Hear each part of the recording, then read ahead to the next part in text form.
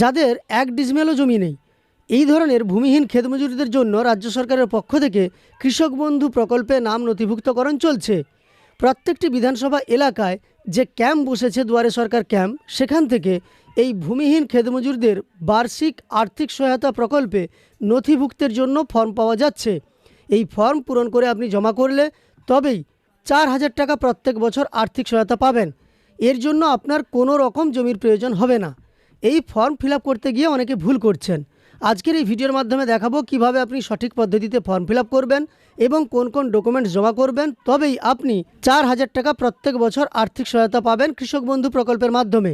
চলুন কথা না বাড়িয়ে সরাসরি আমরা ভিডিওর মূল পর্বে চলে যাই। তাই শেষ পর্যন্ত ভিডিওটি দেখতে আপনাকে বলবো, কারণ যাতে আপনি ভুল না করেই সঠিকভাবে কৃষক বন্ধুর এই ফর্ম ফিল করে জমা করতে পারেন এবং বছরে 4,000 টাকার আর্থিক সহায়তা পেয়ে যান। মূল পর্বে যাওয়ার আগে আপনাদের কাছে ছোট্ট অনুরোধ করব, এই চ্যানেলে নতুন এসে থাকলে চ্যানেলটিকে সাবস্ক্রাইব করে পাশে থাকা নোটিফিকেশন বেল আইকনটা অল করে রাখবেন। ফেসবুক থেকে দেখে থাকলে অবশ্যই পেজটিকে ফলো করে রাখবেন। দেখতে পাচ্ছেন পশ্চিমবঙ্গ সরকারের কৃষি বিভাগের পক্ষ থেকে এই ফর্মটি দুয়ারে সরকার ক্যাম্প থেকে দেওয়া হচ্ছে, যেখানে ভূমিহীন ক্ষেতমজুরদের জন্য বার্ষিক আর্থিক সহায়তা প্রকল্পে নাম নথিভুক্তকরণের আবেদনপত্র লেখা আছে এবং তার ডান দিকের ওপরে আবেদনপত্রের নম্বর, যা দুয়ারে সরকার ক্যাম্প থেকে আধিকারিকরা বসিয়ে দেবেন। এখানে আপনাকে ফিল করতে হবে না। এবং তার প্রথমেই দেখুন ফর্মের যে অংশ আপনাকে ফিল করতে হবে, প্রথমেই দিতে হবে পার্সোনাল ডিটেলস বা ব্যক্তিগত তথ্য। তার দেখুন একেবারে ওপরেই আছে নেম বা নাম, ক্যাপিটাল লেটারে লিখতে বলা হয়েছে। আপনি পুরো ফর্মটাই ইংরেজিতে পূরণ করবেন এবং ক্যাপিটাল লেটারে এই ফর্মের প্রথম পাতা ফিল করবেন। আপনি দেখতে পাচ্ছেন আমি লিখে দিয়েছি এখানে আমার নাম অতনু চক্রবর্তী, ক্যাপিটাল লেটারে পূরণ করেছি। প্রত্যেকটা অক্ষর আপনি ক্যাপিটালে এইভাবে ফিল করে দেবেন। তারপর আছে দেখুন বাসস্থানের ঠিকানা। বাসস্থানের ঠিকানার প্রথমেই আছে গ্রাম, এই যে গ্রাম লেখা আছে তার নিচে গ্রামের নাম লিখবেন। গ্রাম পঞ্চায়েত আছে তার নিচে আপনার গ্রাম পঞ্চায়েতের নাম লিখবেন। পোস্ট অফিসের নিচে আপনার পোস্ট অফিসের নাম লিখবেন। ব্লক অর্থাৎ আপনার ব্লকের নাম লিখে দেবেন। পুলিশ স্টেশন বা থানার নাম, একই সঙ্গে জেলার নাম উল্লেখ করবেন। পিনকোডটাও এখানে আপনাকে বসিয়ে দিতে হবে। আমি যদিও পিনকোডটা এখানে উল্লেখ করিনি, আপনি আপনার পিনকোডটা এখানে লিখে দেবেন।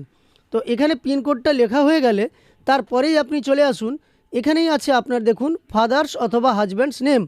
এ জায়গাতে যেহেতু আমি বাবার নাম লিখব, তাই দেখতে পাচ্ছেন আমি হাজব্যান্ড নেম এই অংশটা কেটে দিচ্ছি এবং বাবার নামটা এই জায়গাতে লিখে দিয়েছি। এবার আছে ডেট অফ বার্থ। আপনার যা ডেট অফ বার্থ হবে তা আপনাকে বসিয়ে নিতে হবে। আমি দেখানোর জন্য একটা ডেট অফ বার্থ বসিয়ে নিয়েছি।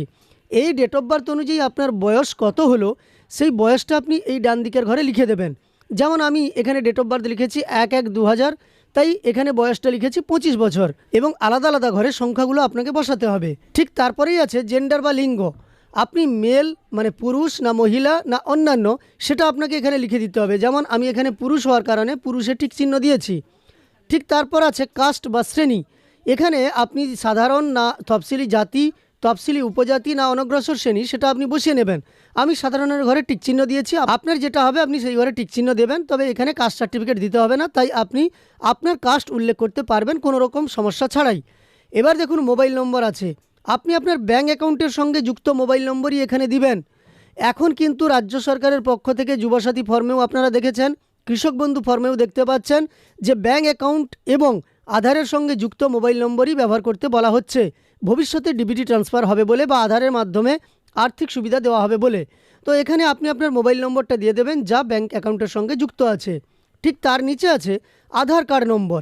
এখানে আপনার আধার কার্ডের নম্বরটা দিতে হবে। এখানেও লেখা আছে দেখুন ব্যাঙ্ক অ্যাকাউন্টের সাথে যুক্ত।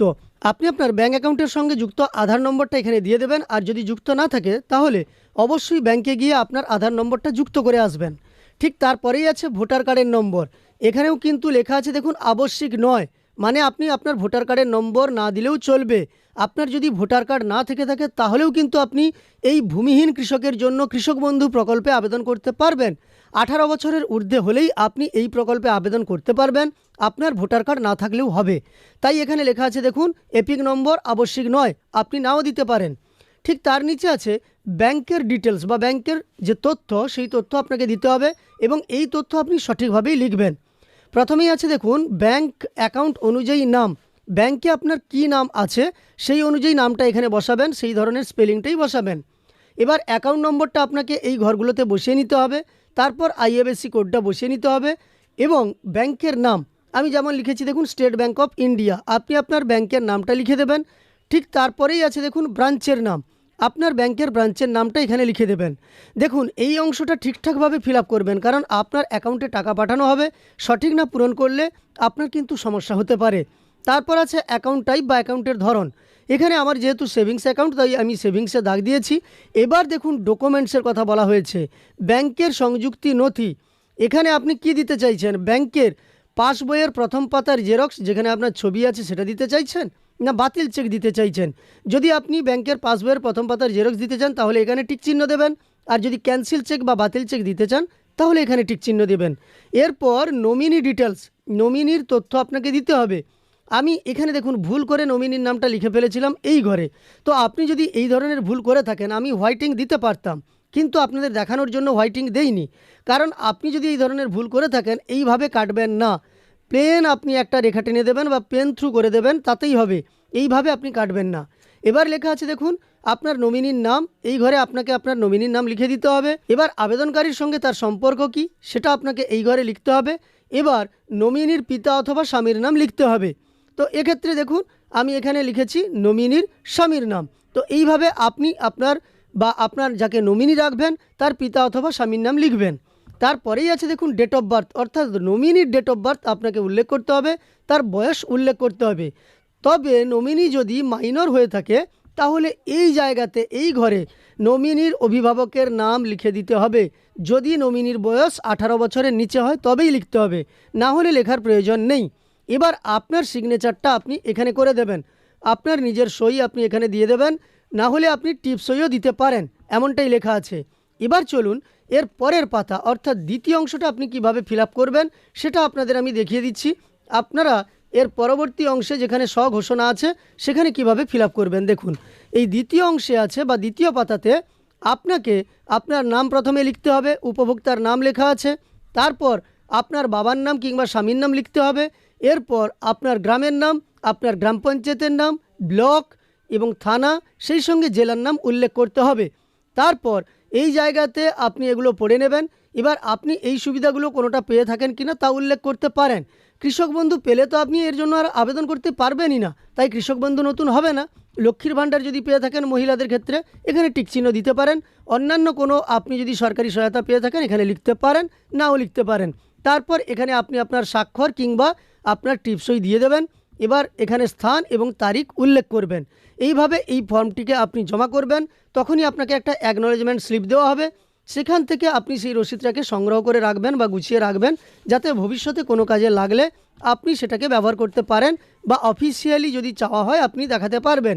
এই যে অ্যাকনলেজমেন্ট রিসিপ্ট বা প্রাপ্তি স্বীকার, সেই অংশে কিন্তু আপনার নামটা থাকবে, আপনার অ্যাকনলেজমেন্ট আইডি থাকবে, এছাড়াও এখানে দুয়ারে সরকারের যে নম্বর সেটা বসানো থাকবে, তারিখ দেওয়া থাকবে এবং রিসিভিং যিনি অফিসার থাকবেন বা রিসিভার্স সিগনেচার এখানে থাকবে। মানে অফিসিয়ালি যিনি সংগ্রহ করবেন তিনি তার সিল দিয়ে এখানে সিগনেচার করে আপনাকে এই অ্যাকনলেজমেন্ট স্লিপটা কেটে দেবেন। যাই হোক, এই ভিডিওর মাধ্যমে দেখালাম কিভাবে সঠিক পদ্ধতিতে আপনি ভূমিহীন কৃষকদের জন্য যে বার্ষিক 4000 টাকার আর্থিক সহায়তা দেওয়া কৃষক বন্ধু প্রকল্পে রাজ্য সরকার 5ই ফেব্রুয়ারি বাজেটের দিন ঘোষণা করেছিল, সেই ফর্ম ফিল আপ চলছে। সেই ফর্ম আপনি কিভাবে সঠিক পদ্ধতিতে পূরণ করবেন এবং কিভাবে জমা করবেন, কোথায় কোথায় ভুল করবেন না, সব কিছু তথ্য জানিয়ে দিলাম। এর সঙ্গে আপনি কি কি ডকুমেন্টস দেবেন সেটাও বুঝতে পারলেন। আপনার আধার কার্ডের জেরক্স দিবেন, ব্যাঙ্ক অ্যাকাউন্টের জেরক্স দেবেন, ভোটার কার্ডের জেরক্স আপনি চাইলে দিতেও পারেন, নাও দিতে পারেন। আর তেমন কোনো তথ্য এখানে লাগছে না, এই ফর্মটি আপনি জমা করতে পারবেন।